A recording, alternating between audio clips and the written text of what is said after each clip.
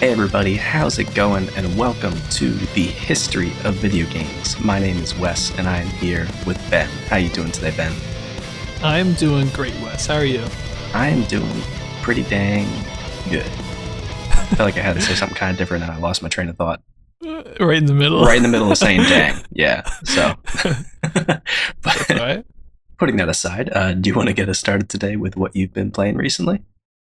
Yeah, sure. Although I feel pretty dirty talking about this because Uh I've been playing more WoW, and I just oh. feel completely dirty about it. But what can I say? I mean, I'm enjoying it. I'm playing it quite a lot. Oh. I've just been questing. I've been trying to take it easy. I'm already seeing things that I'm like, "Ooh, I'm gonna hate that later." For instance, what was it? I feel like I was like looking up rare drops in my area or something like that, and this one was like, oh yeah, it was a vendor that only sells one copy of a recipe, and the respawn time on the recipe was 2.5 hours. And if somebody else took it while I was like offline, it's another 2.5 hours. Oh my god. And I was like, oh my god, this is why I hate this game. But I'm still enjoying it. I'm playing Horde this time, which basically like 10 years ago when I played, I basically played only Alliance. Yeah. So I'm playing Horde this time. I was a Blood Elf, and now I'm kind of in the Undead area, I guess, where they start. And there's actually like decent story, I think, for the most part, where I'm at. I don't know if that'll hold up all the time or if that's new or old. I don't really know, but it's pretty fun, I think. So, and I'm enjoying it. So, I Nice. think one of the best things about it, honestly, each zone is very different from wherever you're coming from. And I think one of the biggest reasons why it feels different is that the skyboxes change between the zones. So, like, you could be in a forest and it's all light and pretty and stuff, and then you walk right across the river into the next zone, and all of a sudden it's like it's nighttime. But I don't know. It just makes all the zones feel very unique and different. Yeah. So it's fun just to explore.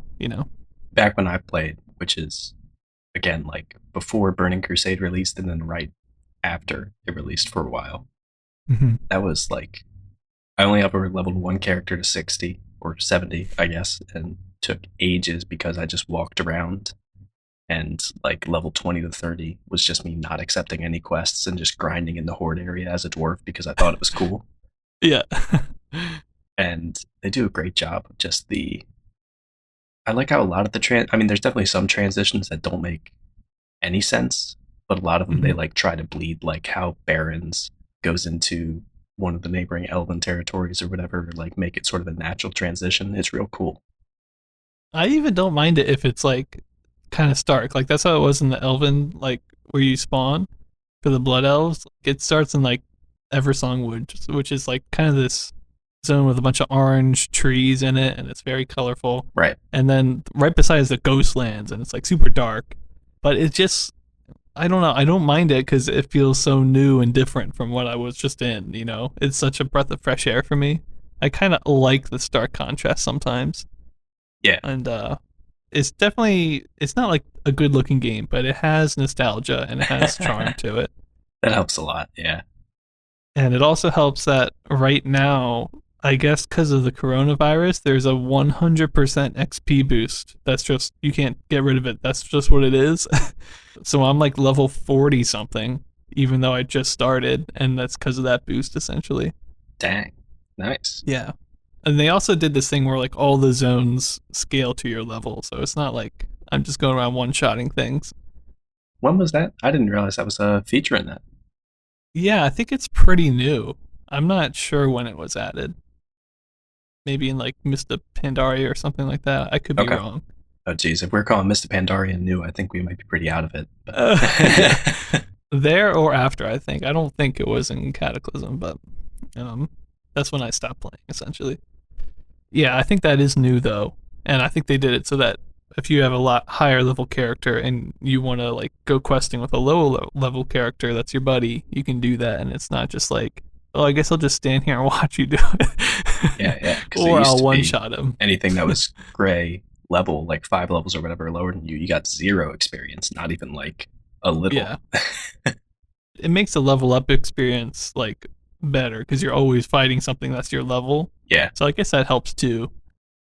But it definitely makes it more fun when you go into like lower level zones because now it's actually like still challenging and fun. Whereas before it was like, I guess I'll just do all this in a half an hour, right. this whole zone.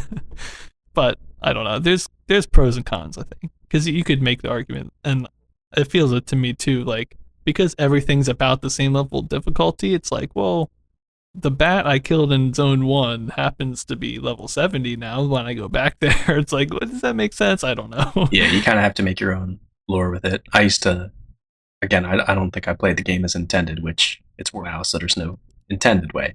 But Yeah, like half of what I used to do was just like run through zones that were too high leveled for me with like all these people who you couldn't even see their level because they were so much higher than you chasing you. Just that's fun hilarious. though. Yeah, it It's is fun though. absolutely. Like I like the, especially when you get that little skull icon, which I think they still do in raids because like everything's infinitely higher than you in raids or whatever. But yeah, it was nice seeing that. Like, holy crap, that guy's gonna crush me. I shouldn't go here yet. Like that feeling was cool. Yeah, I do miss like things of the old WoW though. Like the talent trees all different. I don't like it. Also, from what I can tell, there's no point in going to a class trainer. They don't do anything. Like you just learn your skills by yourself.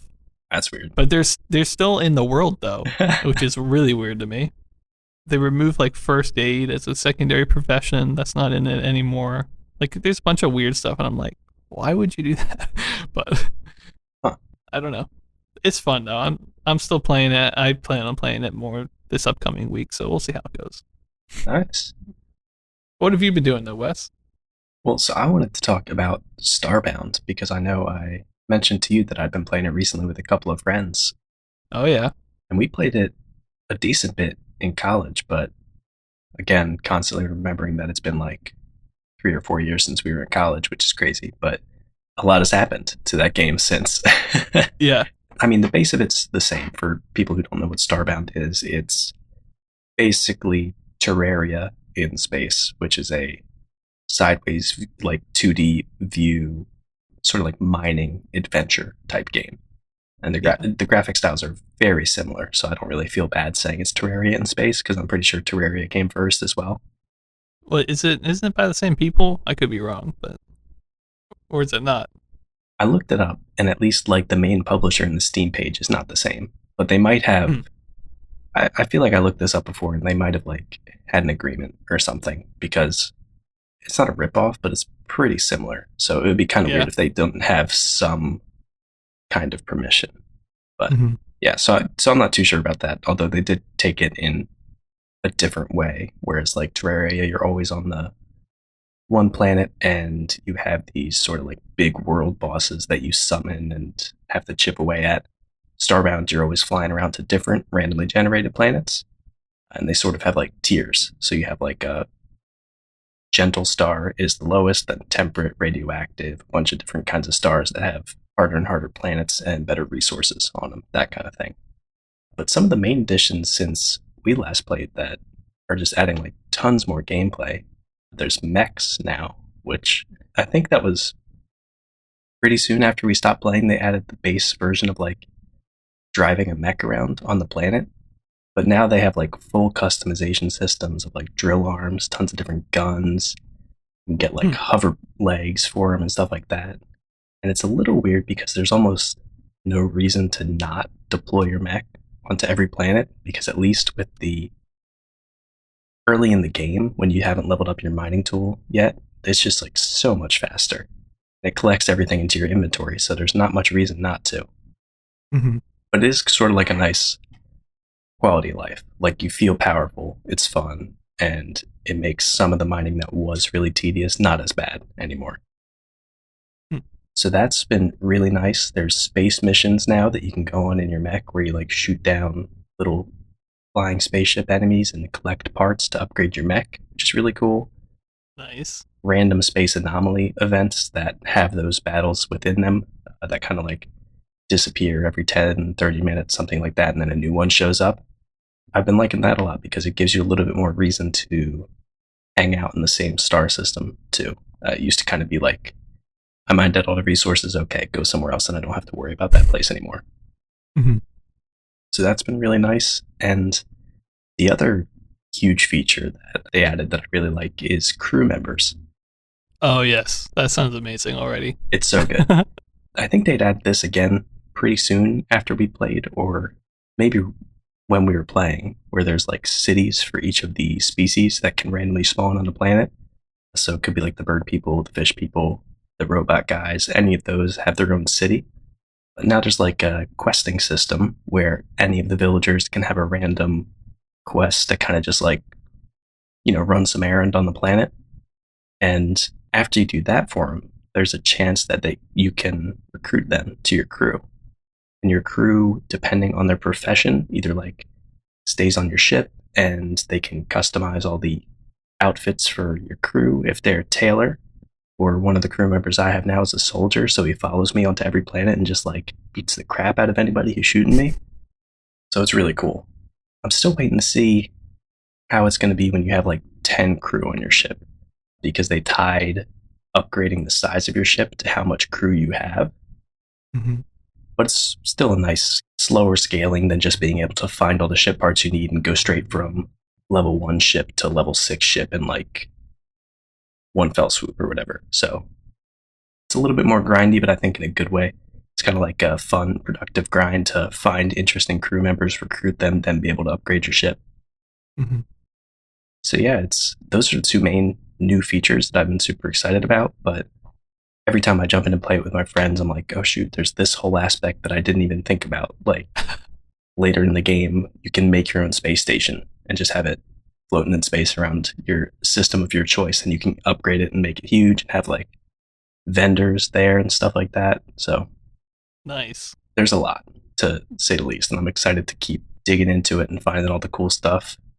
And the smallest thing about the game that I'll rave about it forever, the warp animation when you warp down to a planet and back up to your ship is like the best. I love it.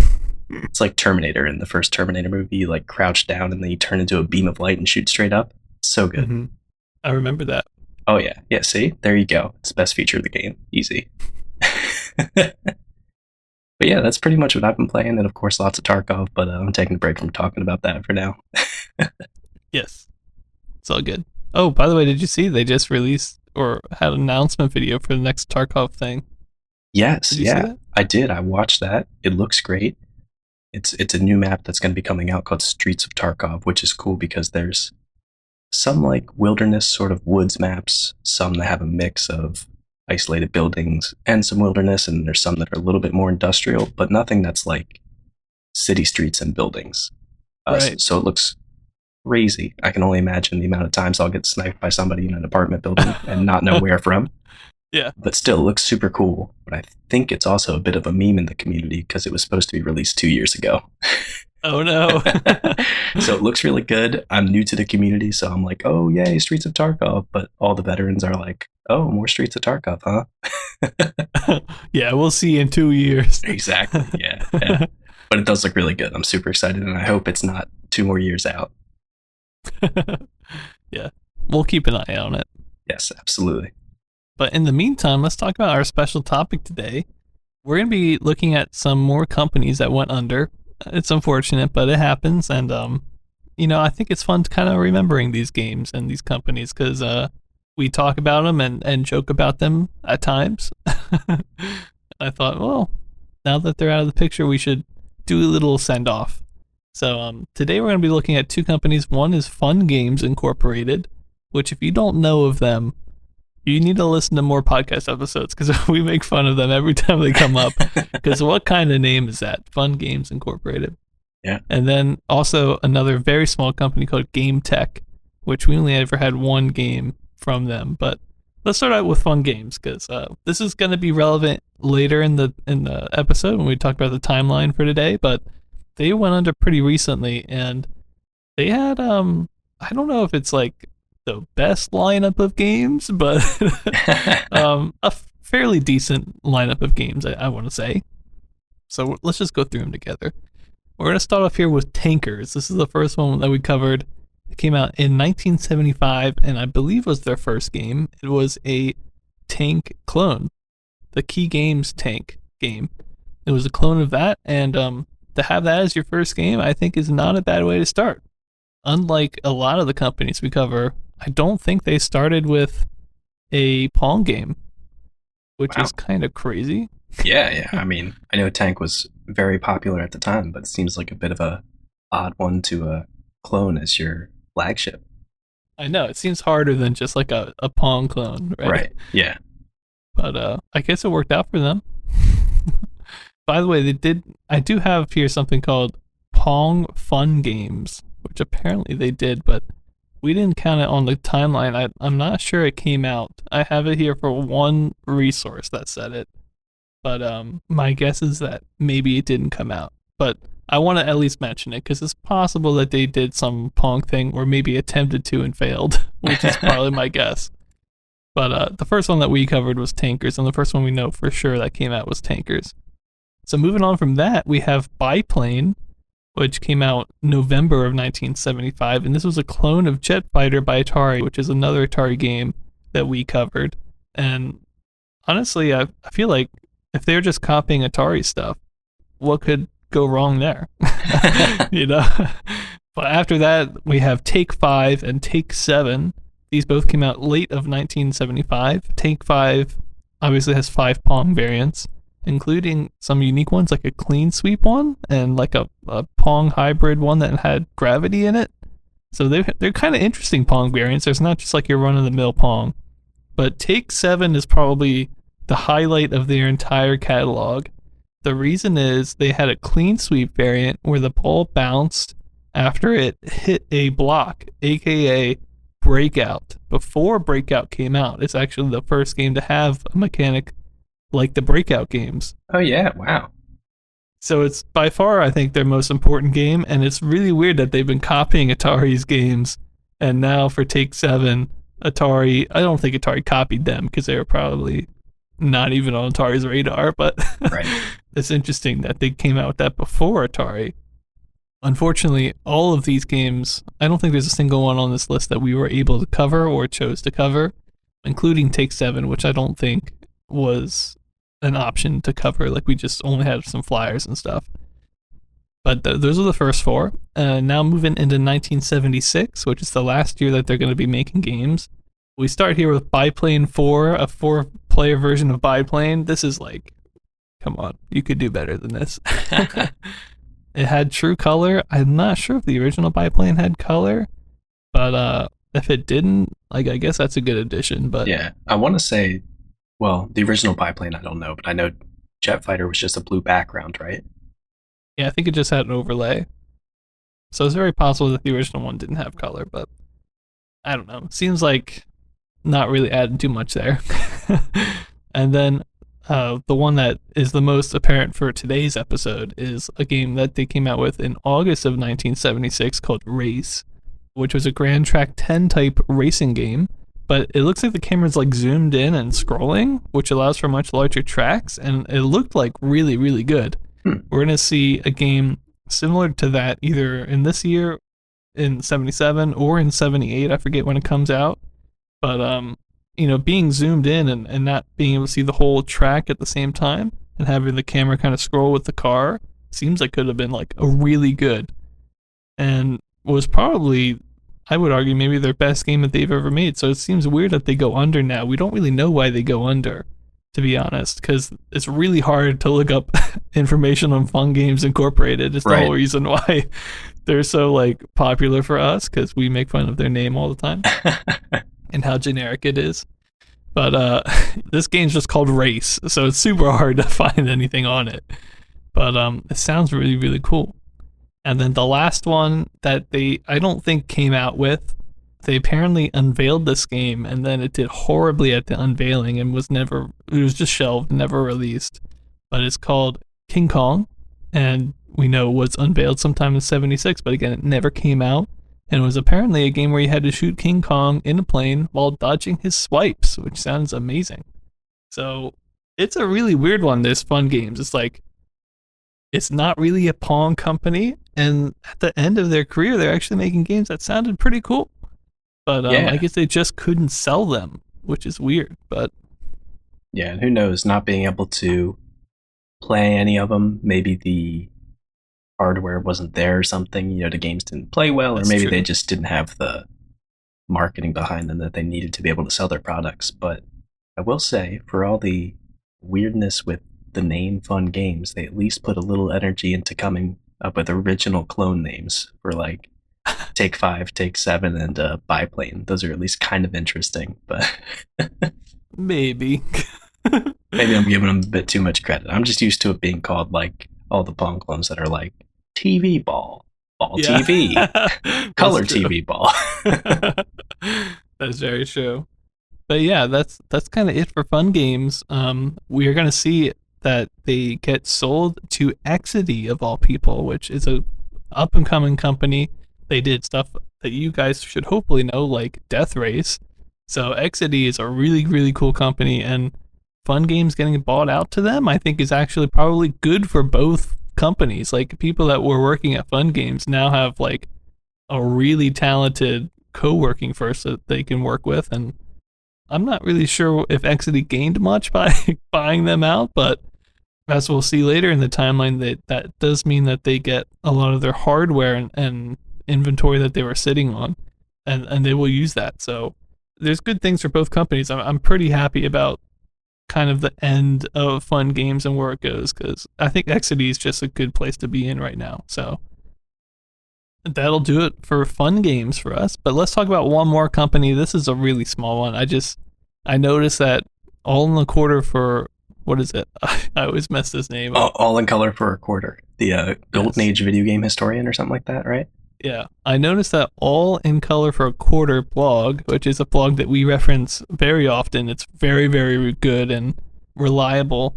They mentioned that this company went under in 77 and I didn't, or 76, 77, and I barely even recognized that this company existed. The company's called Game Tech, and we only have one game on the timeline. It's called Olympic 9, and it is the only game that they ever release, or maybe release. I actually have in my notes, it's unknown that if it's ever been released. And the only thing we really have of it is a newspaper clipping. So I'm going to go with that, like, probably assume that it probably never came out. But we'll cover it here just to kind of wrap Game Tech up in a nice little bow. Essentially, Olympic 9 was apparently a collection of 9 Pong variants, some with their crazy ball function, which we don't know what it does. But of the 9 games, the ones that it mentions in the ad are Zap, Double Zap, Tennis, Soccer, which they say has 3 paddles, and Low Ball, which apparently can only be played with crazy ball function. So Hmm. I don't know. It sounds cool, but we really don't have any info on it, and Game Tech doesn't make anything else. So I don't really know if that was a startup or some bigger company that just like tried to get it on Pong for a second, and then we're like, actually, we don't really know what we're doing. But I thought it'd be good to wrap them up too. So fun games and Game Tech. I hope you guys enjoyed hearing about those companies. We had fun looking at their games. As annoying as fun games is, like looking it up, they do hold like a place in my heart. What can I say? I don't know. It's gonna be sad not to see them. It's a good name just because it has how silly it is. But the nice thing about, just sort of wrapping up the fun game story is now we can just say there's no more fun games in the rest of this timeline. I That's like the that. that's the conclusion.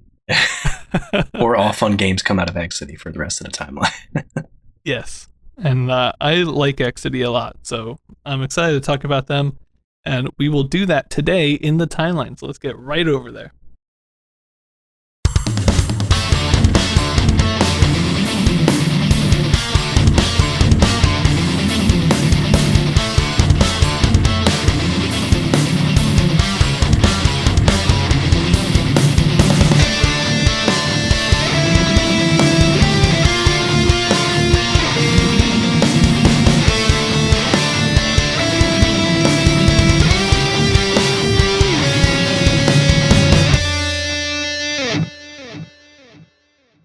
Hello and welcome back. We are going to hop right into today's episode. It's a very kind of like a short one today. I don't know. It's kind of hard to tell, but we are right in the middle of June in 77, and apparently it's Summer Games Month because we have just a lot of really good games coming out. So not a whole lot of honorable mentions, but we're going to start off today with one that I rated.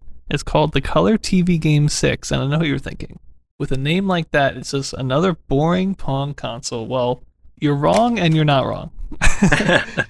This one's really important in the history of video games because it's by Nintendo and it's their first ever home console. And I cannot emphasize Nintendo's relevance in video gaming. I mean, from the NES to the SNES to the Wii to the Switch. I mean, there is so many things that Nintendo has pioneered throughout the decades. I mean, it can't be understated. So having this be the console that starts it all, we obviously have to take a look at this. Is it good though? Is it Nintendo quality? Well, maybe not the Nintendo that we're familiar with.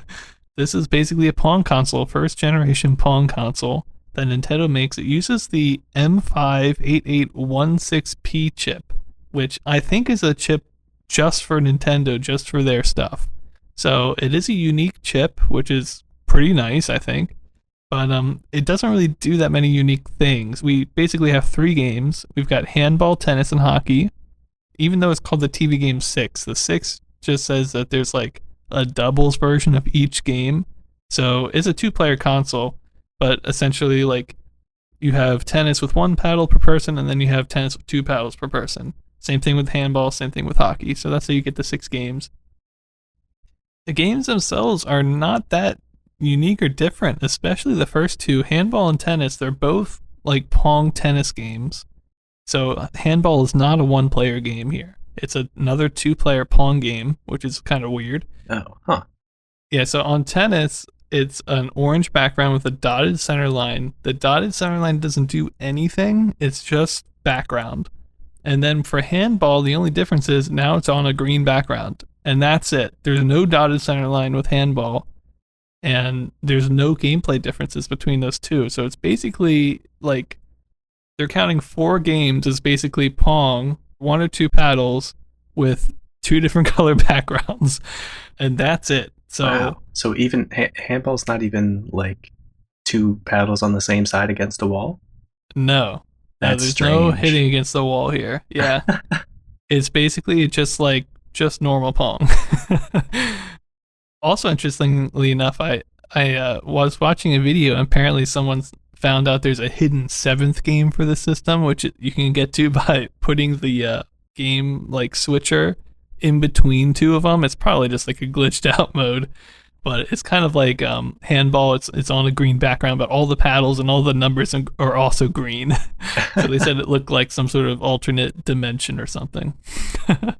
But the last game though is different from handball and tennis. It's hockey, and it's the same type of thing. It's Pong. You've got 1 or 2 paddles per person depending on what mode. Except for hockey, you have these bumpers in the middle of the screen, and they're very small, and there's a lot of them, which is kind of, I think, very different from most of the time we see bumpers. Usually it's like this giant thing, like a giant square or something. These are like very tiny. They almost look like asterisks. And I actually counted up how many there were between basically 4 columns that are very small and narrow that they could be along. There's 24 of these bumpers, which is a lot of bumpers. And basically it just makes it pretty hard to get the ball through the center cleanly, or, in a way that you can anticipate at least. They might bump off one and then continue to go through, but they're probably going to hit one, and their hitbox is very specific and is very accurate. So it's one of the best bumper games I've seen that isn't just like a straight wall, and I kind of like it. This whole console is in color, as I mentioned, with the backgrounds. Hockey's played on a blue background, I believe, or a purple blue background. But all the bumpers are themselves colored. Half of them are colored green and half of them are colored red, which is pretty nice. It's definitely the highlight game of the system, I think.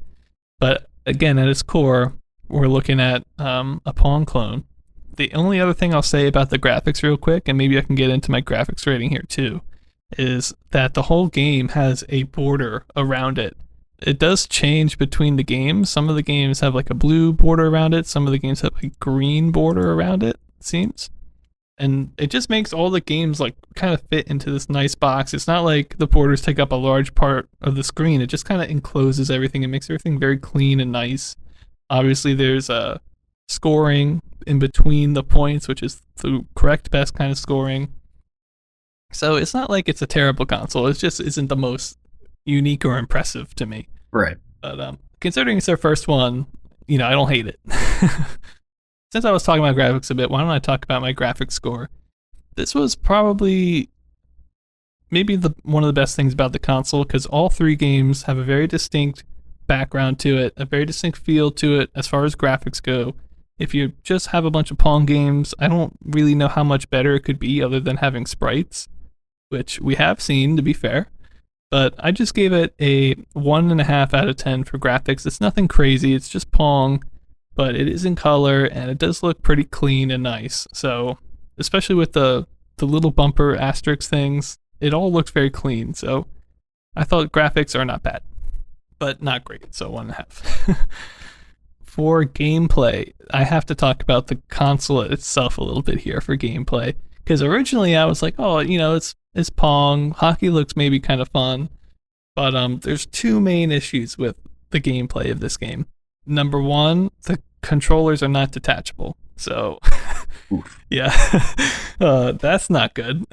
You're sitting together to play this one. There's no AI mode, so you have to basically play with another person because there's no handball mode either. So, you need two people. But the other crazy thing about this console is it uses digital, what is it called? Knobs, I want to say, but it's not knobs. I don't know. So, like the dials that control the paddles, they are digital in their design instead of analog, which is the standard. And basically, what that means is that no matter how fast you turn the dial, it's only going to move the paddle at one speed, which is moving, if that makes sense. So if you twist the dial to the right, it'll be like going down, I guess. But it doesn't matter how fast you twist. It's just, are you twisting? And if so, it'll move.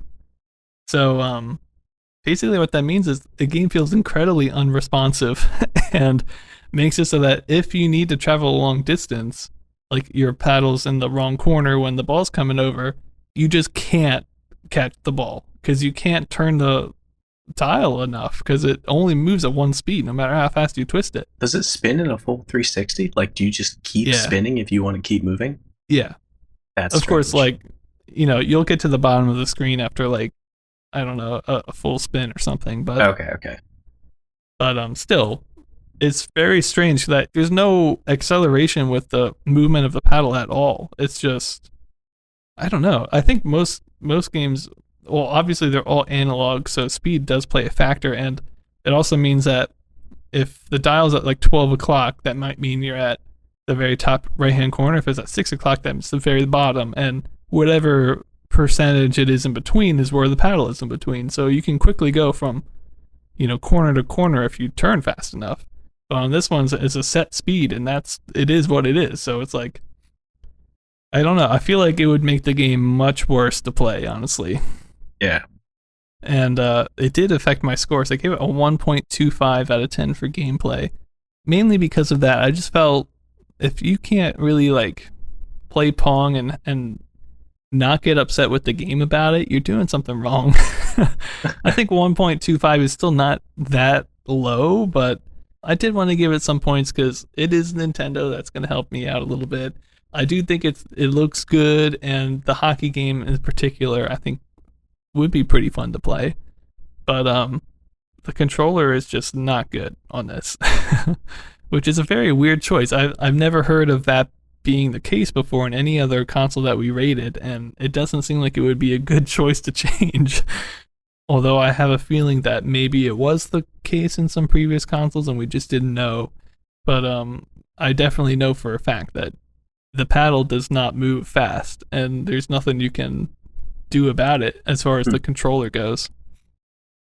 And then for sound, we just have basic Pong sounds, and that is not good anymore. Like every time we do this, I feel more and more fatigued about these Pong sounds, so I just gave it 0.5 out of 10.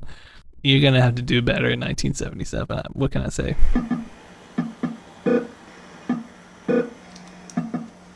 And then for relevance, I went kind of crazy here. I gave it 8.5 out of 10. Nintendo's first console feels pretty relevant. I mean, is there a more important company in video gaming history? I don't know that there is. As kind of bad as this is, I find it incredibly relevant. And it's possible that this would have came out, bombed, and who knows what would have happened to the history of video games at that point, but it Yeah. didn't. So it's very, very important, even though the games themselves are not that relevant. So overall, I give it a 1.25 out of 10. I think it's a pretty maybe bad first gen console. We've just seen a lot of really good ones. Even like the 8600 line that we did not too long ago has at least 10 games on it, and this one, I think it's probably more like 2, even though they say 6. So I don't think it's great, but I didn't hate it. It's not like playing the RCA Studio 2. So Ooh, shots fired again. yes, I will do it for a long time. But yeah, so, and it's Nintendo, so I can't be too harsh. I love Nintendo. But yeah, Color Nice. TV Game 6. And we will see them one more time this year, by the way. Wes are going to come out with one more that you'll do, I guess. I did want to ask, and I don't know if this came up in your research or not, but do you know if these were US releases or were they Japanese releases? They were Japanese releases. Okay. Yeah, because if you're making excuses for them, you could say, oh, well, they released in Japan like in 90 or 75, but now this is in the US, but that's still it's a ways behind. Yeah. Yeah, it is. And I know that only because the console itself, all the instructions are written out in Japanese. Got it. As far as like, you can change paddle sizes and ball speeds like you can on almost any console nowadays. But Right. yeah, so it came out in Japan. So just an important one in the history of video games, I think. Even though it's maybe not the most interesting, I felt very strong that we should cover it. So Yeah. happy to do it. And as we have said, I forget which console we were talking about recently, but America also kind of did have the head start on getting into the console game. So I don't know exactly what the Japanese home console market looked like in 77, but this could have been pretty decent for a Japanese home console. That's true. I haven't really thought about it. The only company I really know that is Japanese that we've talked about as far as consoles go has been Epoch. They did that console that had the wireless controller, and that was a Japanese company. But other than that, I don't really know of that many, to be honest with you. And Taito, I think, is also a Japanese company, but we're seeing, like great arcade cabinets from them, but that's kind of where they're staying. Yeah, definitely. So just a very important one. But let's move on from that. What do we got next, Wes? Yeah, so next up we have an honorable mention, Catch by Atari, which this is actually a prototype game that was never released, but we wanted to mention it because a little bit later down the timeline, in a couple episodes or next episode or something, I could probably tell me, I might be wrong, but later on, 78. in 78, we're going to see a game that is pretty much directly inspired by Catch. So since this one didn't even release, we'll be talking more about it when we cover that one in the future. Yes. And then next up, we got the first game I got to take a look at today, Drag Race by Key Games, aka Atari, because before I did this, forgot that they were still publishing things under the Key Games name. Yeah. I want to guess it's basically like another team of developers. That's how I see it. I don't know if that's the case, but that's what I like to imagine. I think that's how it worked. I mean, one of our main sources for some info on this game is from an interview with one of the creators who helped work on this and many other Atari games, Michael Albaugh. I think that's how you say his name. Albaugh is the last name, so I think Albaugh is maybe how you say it. Mm-hmm. But either way, he worked on this and then also worked at Atari for like 20 more years after. So I think they were probably like siloed into different teams, but in the end, it's basically the Atari team or a subset of Atari making another game. So it's going to be an interesting one. Oh, yeah. So getting into just some background about the arcade cabinet itself, Drag Race had a black and white display but had a color overlay, so it didn't have true color graphics. The cabinet itself was 2 wheels, 2 pedals, and apparently tachometers like the rev the RPMs in a car that I think actually worked for the game, Hmm. or at least I hope it did, because in the emulator you don't have any tachometer and the shifting doesn't make much sense. You're doing it all by audio cue, which you can kind of figure out from playing racing games, but it's a little tough. So they call out the tachometers in the flyer. So I want to say that means they actually worked, but I can't guarantee that. Hmm. And also just some tidbits that Michael Albau, God, I'm going to say that, butcher that guy's name every time I say it, but that Michael, well, one of the creators of this, mentioned in the flyer for this, it shows the driver sitting in front of the engine because when this was released, it was recently, I think, made illegal for the engine to be in front of the driver in a drag racing car. But in the Hmm. actual game, which the graphics have been created earlier, the engine is still in front of the driver. So a couple things about this game wouldn't have actually met drag racing regulation, but I'm sure that's not the first time we've seen mismatches between the sports and the video games that are trying to emulate them. And another interesting thing about this, in the interview with Michael, he says that the classic, like a green light countdown for a drag race or many other races, the sound of the beep, beep, beep, and then the long boop, he says he started it with this one. I don't know how true that is, but it does have that countdown noise in this one. And he says that he added it into this because he wanted a little bit of assistance in paying attention to just the normal light countdown that they have at drag racing. Hmm. So it's a big feature, and if Yeah. he actually, him and also his team, I don't know if he was speaking for all the developers, I think, on that game. If they were the first to do that, that's pretty crazy because that's iconic. It is. Yeah. I forget if that actually plays during drag racing, but I'm sure that there's some audio cues in actual racing too. So maybe the first to emulate it in a game. And just another weird little thing that Ben found when he was doing some research on this. This has on YouTube a tool assisted speedrun recorded for this game, Oh yeah. which I didn't know what a tool assisted speedrun was before you showed me this. Oh no. Should I do the explaining then, Wes? I have a little bit, but cover You anything got that, some? that I don't get. All right. But so basically, a tool assisted speedrun is using like scripts, or if you're using emulators, any tools that exist within the emulator, like editing the game rules to try and get the perfect run for the game within like the parameters of the game. Does that cover it? Yeah, kinda. I mean, you can't like cheat. Yeah, well, it's different. It's like the way I think about it is it's really playing the game at almost like a frame by frame level where you can chill on one frame as long as you want to. And because of that, you can theoretically get the perfect run. They're extremely important in like speed running because a lot of tasks tend to find little bugs or glitches that eventually real human speedrunners take advantage of because since you can like kind of take your time or do whatever you want or try to break the game as much as you want, you find a lot of really interesting stuff. And it's also important because it's really a good goal for speedrunners to say, okay, my time is this, but what time is possible? If I did everything perfectly, what time is possible? That's what a tool assisted speedrun is. It's not necessarily to say that a human can play like this, because a lot of the times they can't. But it's to say this is at least possible within the limitations of the game. Okay. So it is still within those limitations, though. You know, they're not changing code or anything. But Okay, I misread it then when I was reading that because I thought it was changing code basically to break the game.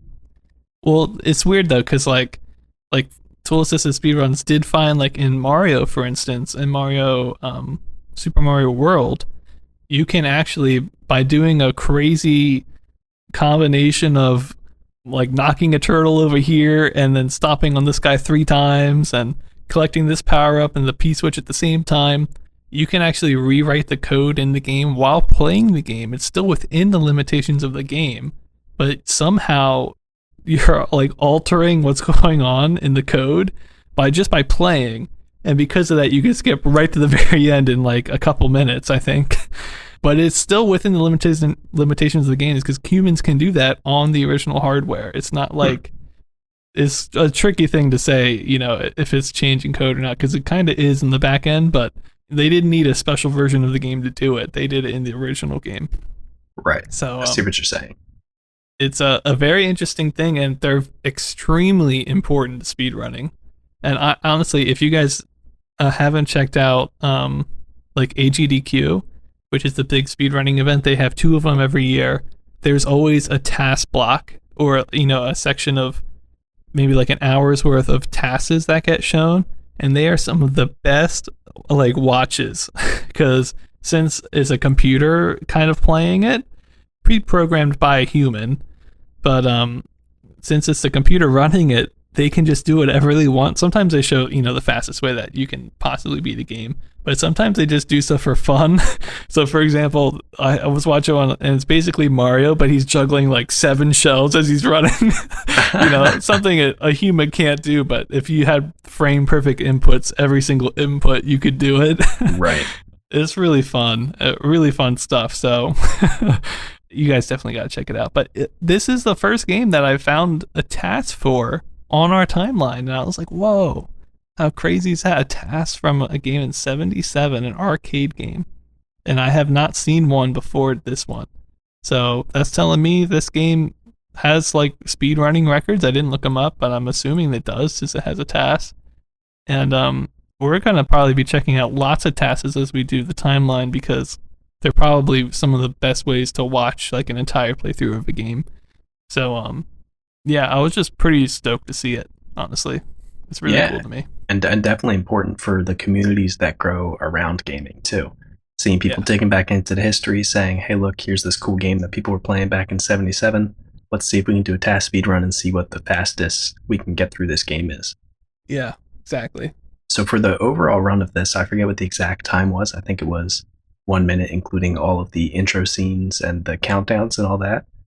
But there's 4 heats each time you play a game. Basically, you play 4 times, and then whoever wins all that.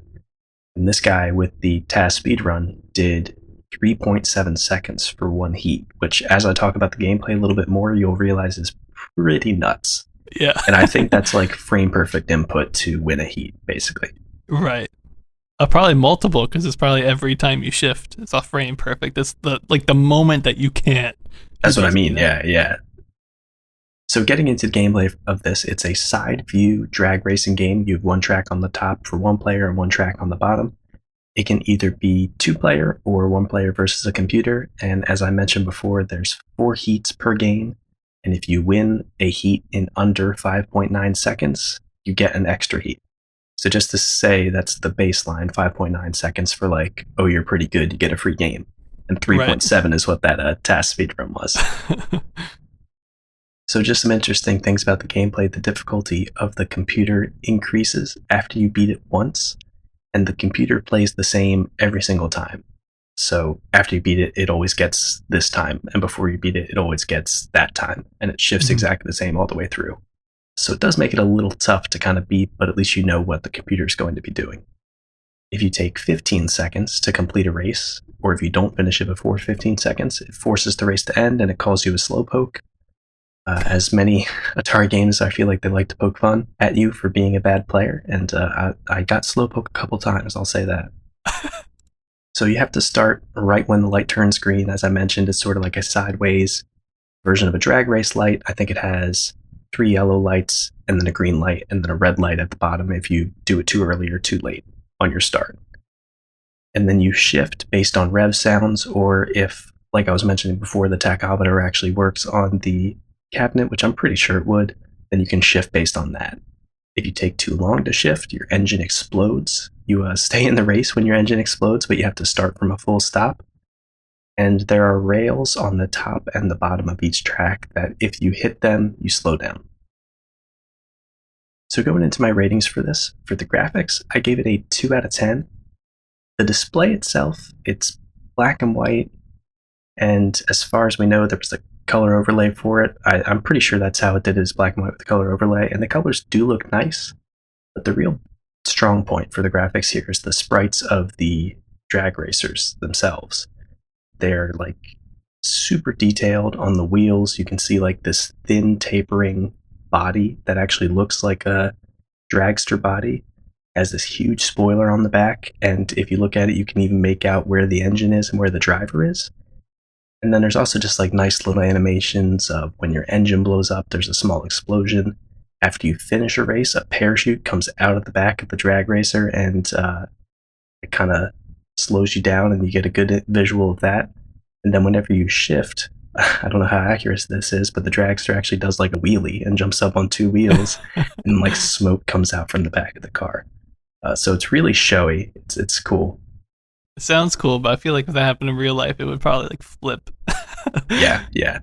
I mean, they're so low to the ground. Maybe it could happen, but I'm sure it's nowhere near as exaggerated as it looks in the game. Like, Yeah. it's almost like a 45-degree angle that this thing gets up. Sounds cool though. So it Yeah, reminds me of a stunt cycle. That's how kind of when it did its like wheelie, kind of yeah, did that yeah. too. But it's good for a video game, and especially this kind of video game. I mean, it looks showy, it looks cool, and it doesn't need to be super realistic. Same with Stunt Cycle. Mm. The countdown light is also a great feature of the graphics. I think it's probably just a white light displayed behind a color overlay, but something about just having that countdown racing light does a lot to get you excited for a race, or at least for me. It's just that little visual thing where you're like, oh yeah, I'm in the race. There's a countdown. I got to get ready. I got to hit the gas at the right time and all that. Kind of brings you in a little bit more. And then, in addition to that, there's info displayed on the screen, which is nice too. It shows player's current time, the current best heat time, and then also what the best heat time for the player is instead of the best heat time overall. But it looks pretty simple. It's nice that that information's there, but doesn't really add or detract too much from the graphics. For sound, I went ahead and gave it a 2.5 out of 10, which I think is kind of high for Pretty the good. type of game that we're Yeah. looking at. Yeah. It's really simple, but the beeps at the start of the race are like one of the things that I like the most. I mean, in Yeah. another game, they might just be Pong sounds, but just the boop, boop, boop, and then the extended boop for when you start the race.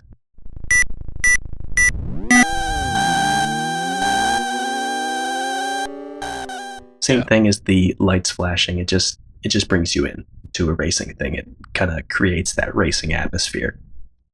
So I really love that. It gives you the anticipation and the excitement of the drag race about to start. But then also there's a lot of other good noises in this too. The shifting, which is kind of like the tire squeal that we've heard in the Grand Track type games, and I'm forgetting the one that I literally just played, Sprint 8, that had the squealing sounds as well. Yeah. Very similar to that, but it plays whenever you shift. Engine sound revving up is pretty good, similar to stuff we've heard before, and same thing with the idle sound.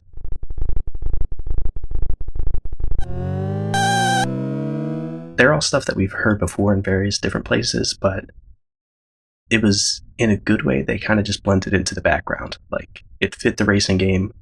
I didn't have to think about them being bad because they fit it well. They didn't stand out and they weren't like fantastic, but they were just really good.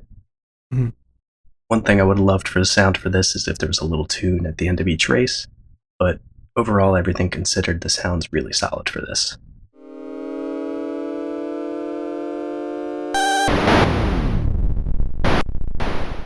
Now, getting into the gameplay, I gave it a 2 out of 10.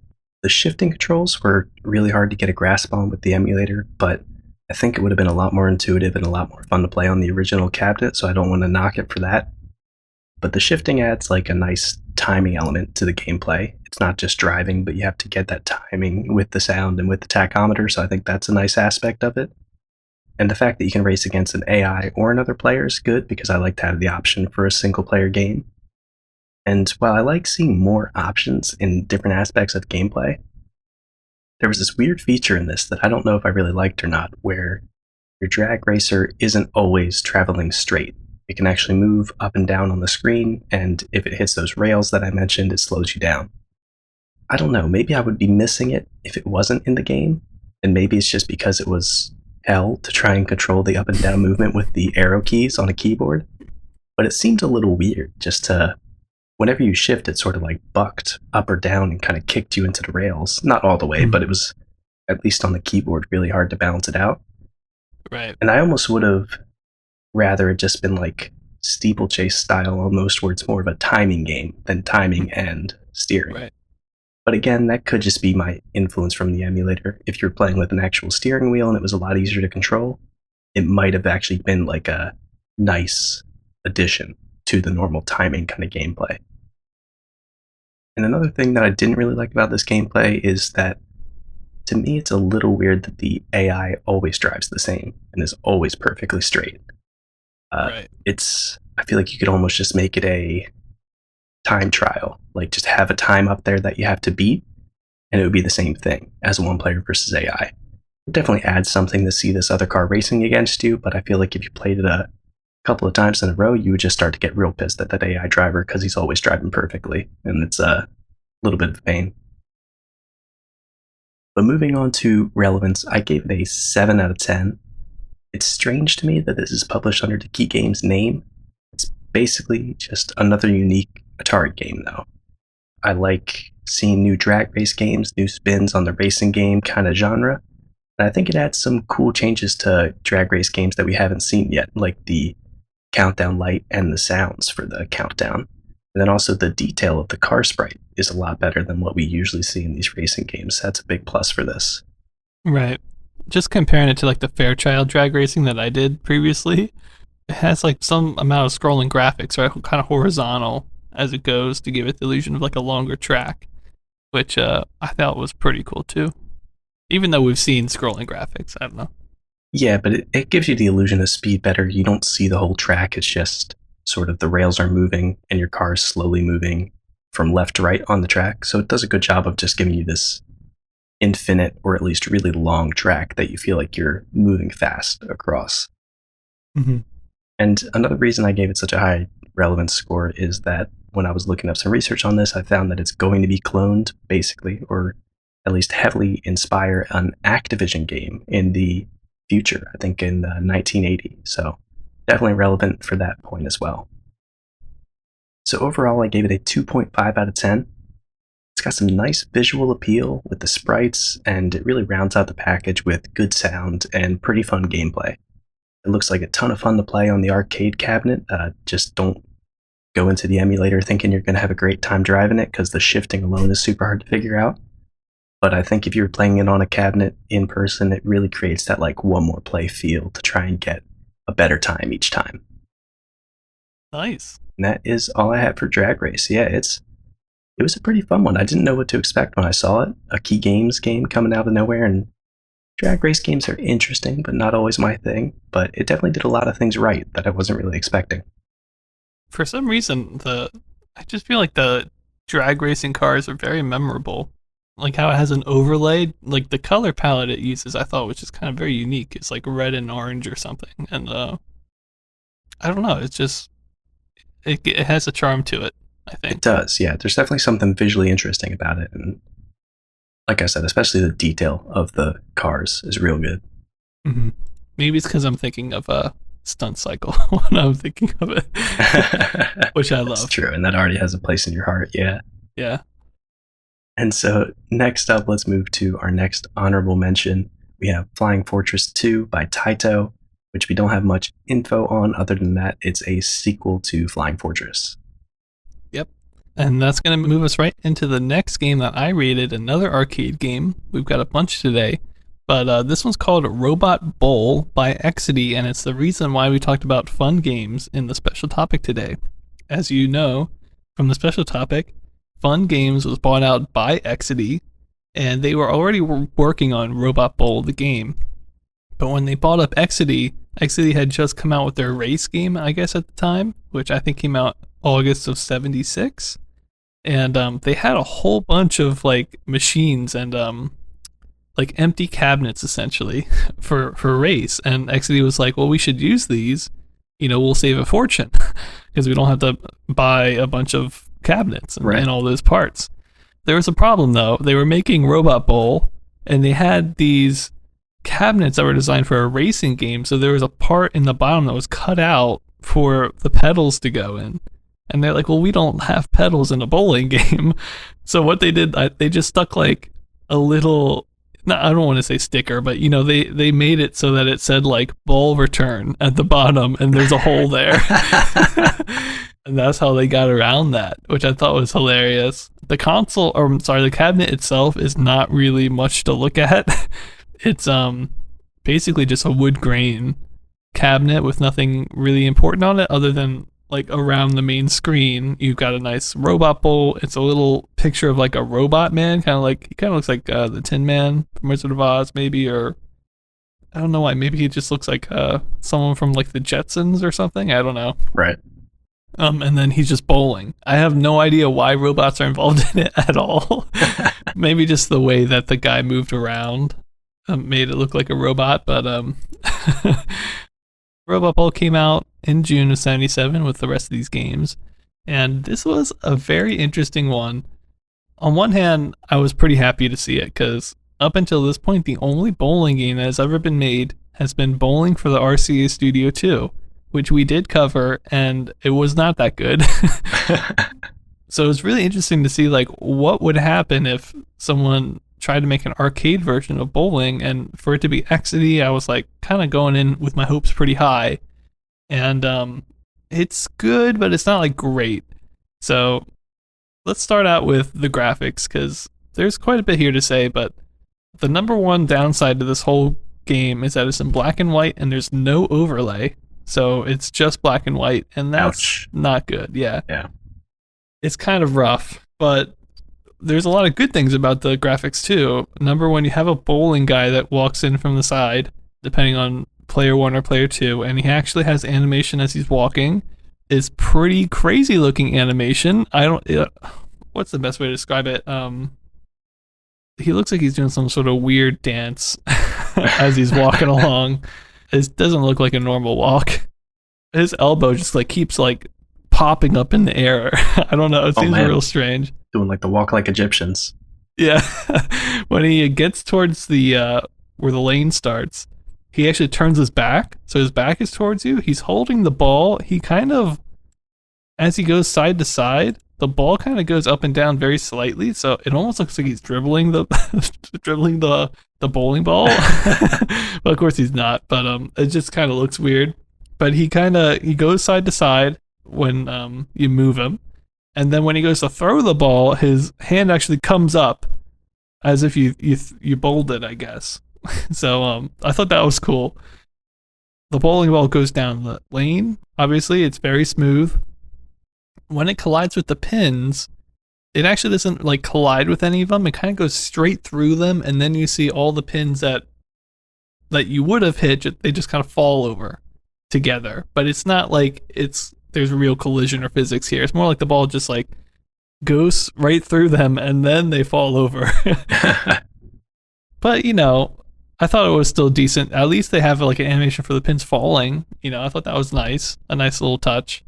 And obviously whatever pins stay up for the next round, which is cool. So that's all like the animation moving bits.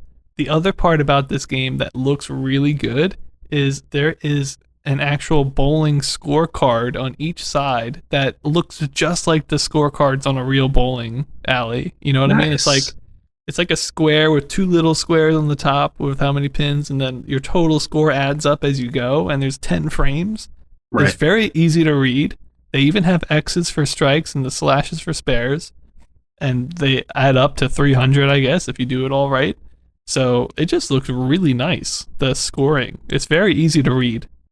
And that's great. The last thing about the graphics I'll say is the lane itself is basically, you've got the, 10 pins, at the top. And then you have a dotted line that goes down for the lane. And then you have a solid line slightly outside of that. So there's actually a gutter. And you can actually get a gutter ball and it'll say, I think it says gutter ball and then it says boo. If you get one, which I did. And then if you get a strike, it says yay, I think, with the strike, which is pretty fun. So all that combined made it actually pretty nice to look at. The pins look really nice. The ball is like very circular. It's not a square, which is cool. Obviously, the scoring cards look amazing. And the guy doesn't look good, but he's got some interesting animation on him. So I think it's a decently looking game. It's just in black and white, though. Why? Yeah. Overall, I give it 2 out of 10 because of all those things. And I felt pretty good about it there. Let's go to sound. This one I couldn't really rate. The only videos and things I found about this game were from the emulated version, which I did play, but the emulated version clearly states that the sound is not complete. So I don't really know what the actual arcade machine sounded like. There is a little bit of sound in the emulated version of the guy walking up, but then it's completely silent from there. So I don't know. I gave it like zero point 0.5 / NA. Like if that's all the sound that there was, 0.5, because it's just like a little bleep bloop kind of sound as he walks over and then Right. nothing else. But I have a feeling that there was probably more here and we just can't hear it because we don't have any videos or evidence of the rest of the sounds, unfortunately. So kind of NA there.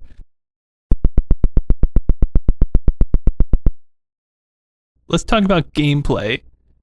It's pretty fun bowling. I'm going to say that right off the back. I enjoy bowling for whatever reason. And on this one, you've got two different kind of bowl settings. You can bowl a fastball or a kind of slower bowl. And then you also have hook shots, hook to the right, hook to the left.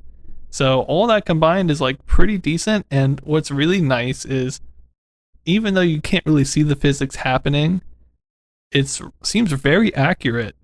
Like all the pins that I would think would fall down if I hit it in a certain place usually do. So I even saw somebody successfully do a 7-10 split, when they're at the very corners. Oh yeah, yeah. And he just barely touched that one pin and it counted as both of them going down. So it kind of in its head did the physics of this pin would have hit this pin way over here and they both fall down. So the physics in the background are actually very decent, and because of that, it's very fun to play, I think. You don't get headaches playing, or you don't get upset about, I hit that perfectly. Right. What happened? It feels like what's supposed to happen actually happens when you're bowling the ball. Right. There is one problem, though. Because the physics are so specific and accurate, people found out that if you basically line up two sprites just the same way every time, you'll get a strike every time. And there are videos of people getting a perfect score in this game. So if you know like the little tricks about it, I don't really know if there's much of a game there anymore. You just kind of know how to do it and there's nothing else. So there's no versus AI in this either, which is I think kind of a missed opportunity. Even if it just had the same thing every time, it would have been something. The one-player version of this game really feels weird because you're just bowling just to get a high score, I guess. I think versus another player would have been pretty fun. So I feel like that's weird. And then obviously the replayability is not that high with this, I would say. But I think it's fun nonetheless. It's very easy to knock over a lot of pins. So that's nice. It's fun to just like consistently get scores in like the 200s, I'd say. And I think if you had two people and they were both kind of up there, it would be pretty fun to see who wins. So I gave it 2.5 out of 10. I just like bowling. What can I say? And it's pretty good. The only thing that maybe is a little annoying is after every single bowl, you have to watch the dude come in from the side again. It's like, I'm already up on the lane. Can you just please? I'm ready to throw the next one, And then relevance, I don't know. I give it 6.5 out of 10. I think it's fairly relevant. It's not the first bowling game, but it's maybe the first good bowling game. It is by Exidy, but at the same time, I think there's a reason that we don't have any evidence or videos of the actual cabinet still functioning on the internet. So that tells me that, people didn't keep these around. They didn't keep them in good condition all these years, and there's probably a reason for that. So I couldn't go too high, but I just gave it 6.5 out of 10. It's a good bowling game and one of the first. And that leaves me total 2.5 out of 10. I quite enjoyed this one, Wes, but there are some pretty big negatives at the same time. So as much as I love bowling, give me some color, give me an AI, and also I want to see the pins like explode when I hit it. Right, yeah. But the advancements from the RCA Studio 2 version are numerous and great. So it's pretty cool to see, so I enjoyed it. Yeah, that sounds really cool, but I gotta say, I'm like super surprised. Usually the late 70s naming convention of throwing robot in there just means like, hey, look, we made an AI. I know, it's kind of weird. That's so strange that there's no AI mode. Like you said, why else is robot even in the title? It has to be the dude that walks up. I guess to them looks like a robot. Yeah, Maybe because since it's black and white, it's like an all white looking guy. But that's the only thing I can think of. And his limbs are not curved, necessarily. right. He's very 90 degrees with his elbows, so maybe that's why. I don't know. I thought it was cool. The hook shots were interesting when I finally figured out how to use them. So you can Nice. get gutter balls. That's nice. There you go. Yeah, more options, man. Yeah. But let's move on. The next one here is called Super Bowl, which is incredibly hard to research again because it sounds like the Super Bowl, Right. the football Super Bowl, but it's Super Bowl as in bowling. And that's by Sega slash Gremlin. Came out in 77. It's basically a clone of Robot Bowl, which I just covered. Super Bowl was released in November, but I figured I'd cover it, at least mention it here because we're talking about Robot Bowl. And then next up, we have yet another arcade cabinet and another one by Atari, except actually by Atari this time. All right. So this is Pool Shark, and it's the second game that I got to take a look at. Just to give some background about the cabinet, it's an interesting hybrid of some of the cabinets we've seen before, where it's not recessed like a shooting game. It's not flat like a Grand Track game, but it's sort of like flat at an angle so that you're looking down at it. And it's supposed to be a pool table, so I think they were going for that, but it still is just like the one person cabinet. Like it's not something that a bunch of people would crowd around. So slightly different and interesting way of setting up the cabinet there. The monitor itself is just black and white, no overlay, which it's rough. Didn't think we'd be seeing that so much in 77. Right. But the cabinet does have some weirdness going on that I really like. There's some silhouettes of like guys and ladies hanging around smoking cigarettes while they're playing pool. And then there's like this big image of like this 50s gangster guy. But then all the background colors are just like these bright 70s like pink neon teal like stripes. It kind of works, but it feels weird because like you got this guy in a gray suit who looks like some tough Italian punk or whatever, and then there's just like these super bright colors all over in the background. It's good. The controls for this were just a joystick and a button, and I'm gonna probably harp on this a lot as I go through the review, but it's a joystick for pool, and you don't hit the ball, which I will explain more later. You control the ball. And Atari actually advertised in their flyer this continuous movement as like a positive thing. But man, it feels weird. But I'm getting sidetracked. The same guy whose name I can't pronounce, Michael, who I was looking up the interview, and he also worked on this game. He said he was in the process of trying to improve some of the ball physics for when they kind of ricochet and hit off each other, but he was moved to a different game because he was taking too long. So this is all from that guy's word, but as I explained when the physics are a bit wonky in this, maybe we can say, it's just because he didn't get to work on it and give him some credit or something. So the gameplay for this, it is 1 or 2 player, although it's sort of just a turn-taking thing. You don't really play directly against each other.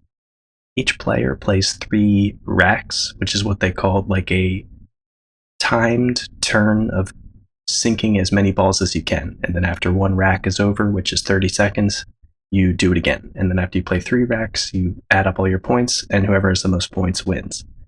But it's just not like pool, really. It's you get 1 point for each ball you hit in, and you're just driving the cue ball with the joystick around the pool table. So it's a little weird. When I watch it, it seems like almost Demolition Derby, but you're hitting balls into the pockets. Kinda, yeah. It's just you're the cue ball with continuous movement. There's no, well, there is scratching, but it means something different. If you put the cue ball into one of the pockets, it ends the rack, and you don't get any more points for that rack, which is the turn, just the phrase that they use for the turns. But there's no like stop in play, which is how they advertise the continuous movement. They're like, oh yeah, this is so much faster than pool. People will love playing it. But it does start in the same formation as normal pool. All the balls are in a triangle, and you have the cue ball away from it, but then you just kind of jump into the cue ball and drive it around and start chasing the other balls around the screen. So if you can't tell already, I think it's real strange. But let me get into my ratings for this. For graphics, I gave it a 1.5 out of 10. Black and white graphics kind of suck, but pool table looks okay. It's sort of like a blocky representation of pockets, but you can at least tell what it is. But the balls, on the other hand, actually look pretty good. They're plain, they're all black, but they do have little circles with numbers on each of them, so you know which each one is. And they even have lines above and below the number if it's a stripe, and a little white circle around the number if it's a solid. So just a small Nice. little thing to give it some, to give it some differentiation. And it does look pretty nice, even though it's pretty plain. And they also are pretty good circles, which it cracks me up that that's a compliment, but that's where we are with video games right now. If something that's supposed to be a circle is a circle, that's like pretty dang good. Yeah. So the fidelity on these is pretty nice. The time, rack, and score information is all displayed on the screen pretty well, but it's not really anything special. For sound, I gave it a 1.5 out of 10. It's another case of like some good and some bad, same with the graphics. The sound of all the balls hitting off of each other is pretty good. It's actually like a clack kind of sound that you would expect instead of just some weird beeps. But whenever you hit a ball into a pocket or scratch a ball, it's a lot of different weird beeps, so they kind of make up for it there. The sound of the balls hitting each other is really good, but then two different beeps depending on if you scratch or if you get a ball. Or sometimes if the balls ricochet off of each other without you touching them, it also beeps. I couldn't figure out what triggered that.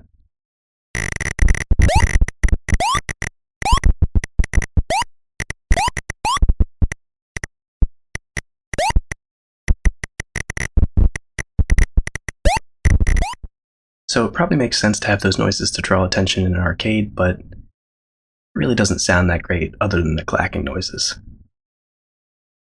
So then moving on to gameplay, I gave it a 0.5 out of 10. Oh. My main gripe with the gameplay is that you don't hit the ball, which just feels so weird. You're just driving this cue ball around. They chalk it up to increasing the speed of the game, but it's just strange.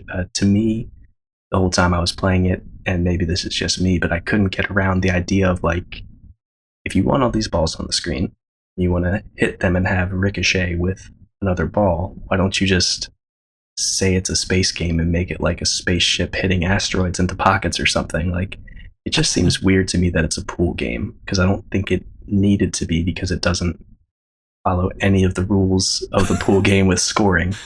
Every ball is a point, doesn't matter what order you hit it in, only one player at a time. And then you're just not actually hitting it, it's just this rolling ball. So I don't know, maybe I'm freaking out about it for nothing, but it's real weird to me, made the game not that fun to me. I wish you could like take turns with the two players playing, have some real pool rules, or even just take turns, because that would add something to it instead of this weird like score game where all you're doing is hitting the balls into the pockets.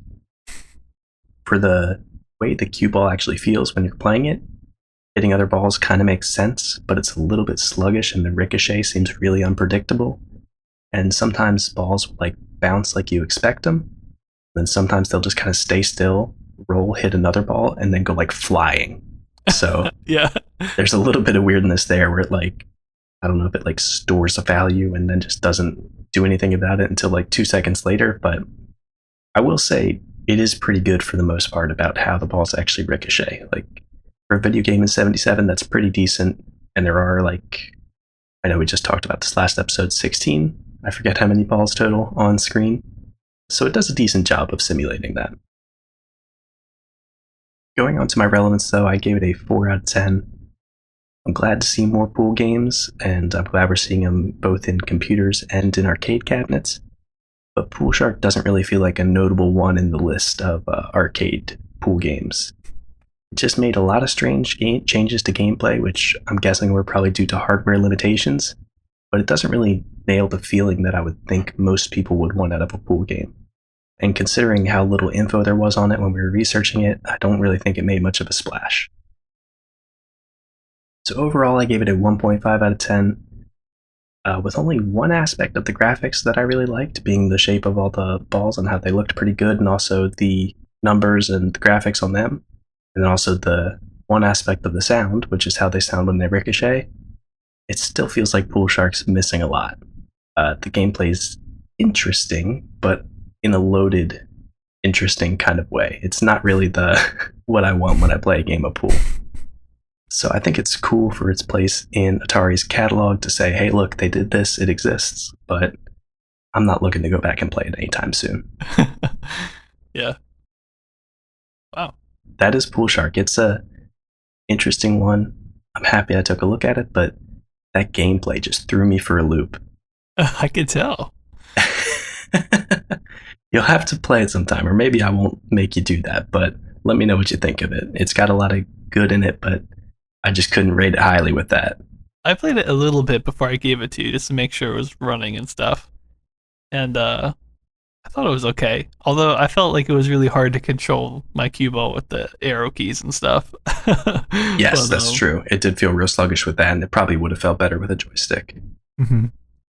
I'm not saying it's good. I'm not saying like I could play it for 15 minutes because I probably wouldn't be able to do that.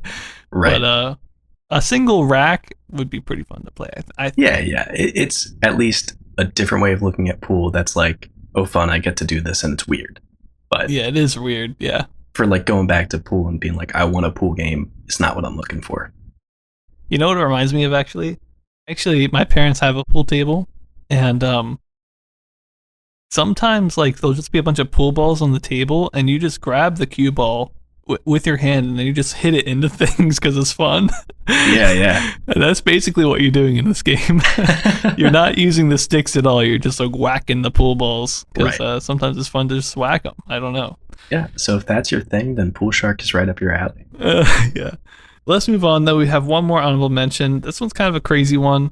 It's all about Soul 20 games, and the Soul 20 computer had some pretty interesting games on it that we've reviewed. I think most notably was Targ, right? It was on Soul 20. Mm-hmm.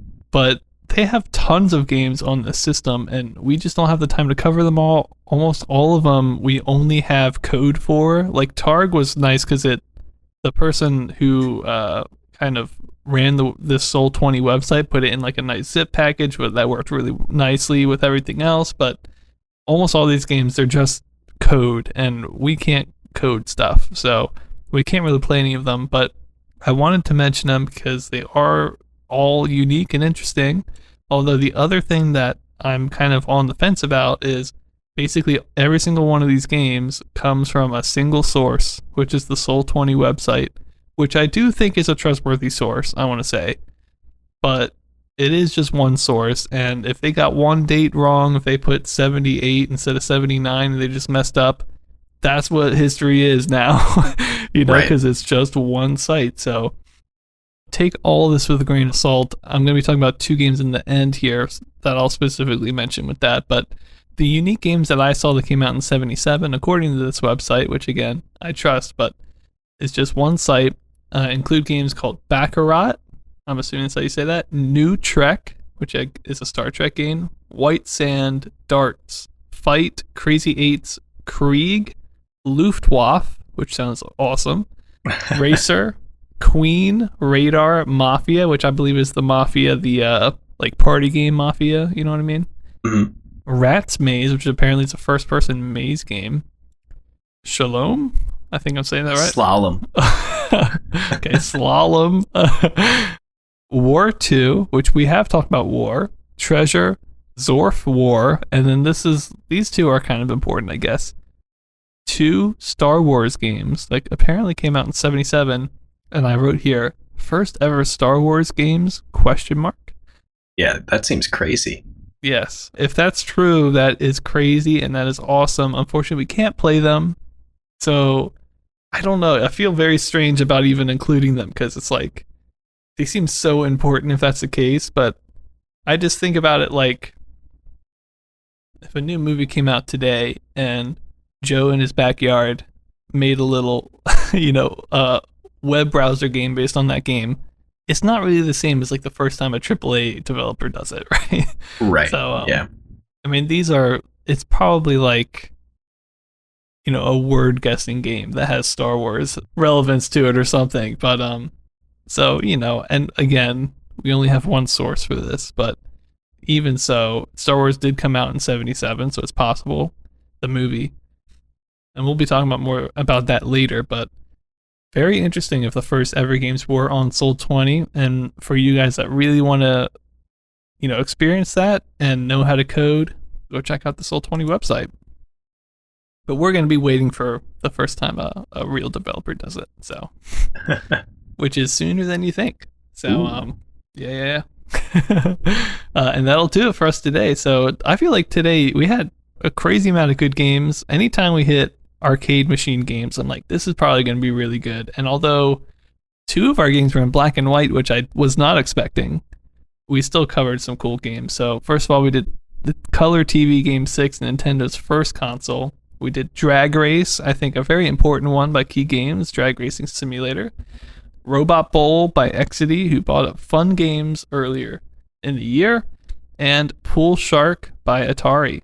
So, kind of a bit different from the pool game I did last episode, but still cool. Yeah, absolutely. So make sure to check us out on Twitter, take a look at our website and see sort of what we've done in the past, and send us an email if you have any questions. Yeah, with that, we will see you guys next time. See y'all next time.